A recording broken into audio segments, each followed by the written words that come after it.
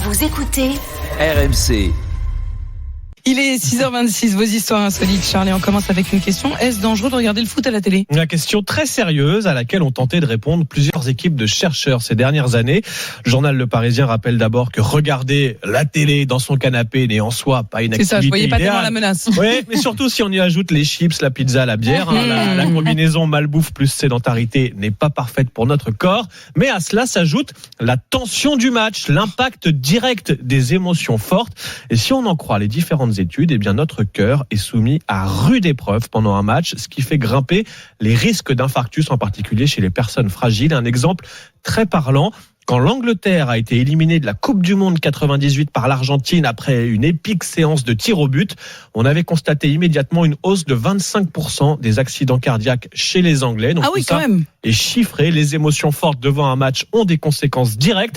Les médecins recommandent donc de bien prendre ces médicaments les jours de match si on a un souci cardiaque ou si on fait de l'hypertension.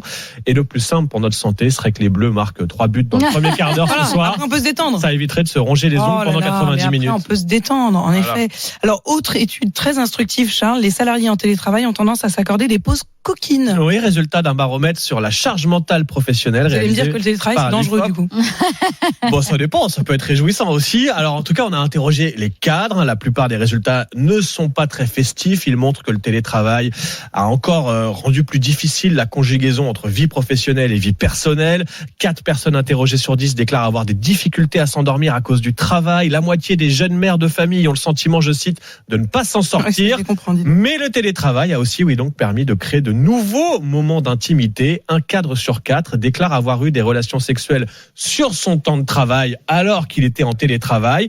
Est-ce vraiment une perte de temps ? Non, à mon avis, parce que ça prend quand même moins de temps que la traditionnelle pause café dans l'entreprise en présentiel. En tout cas, pour ma part, j'ai tendance à rester très longtemps au café. Non, mais voilà. Mais je réfléchis en termes de productivité. Pardon, Charles, je vais pas tirer le film.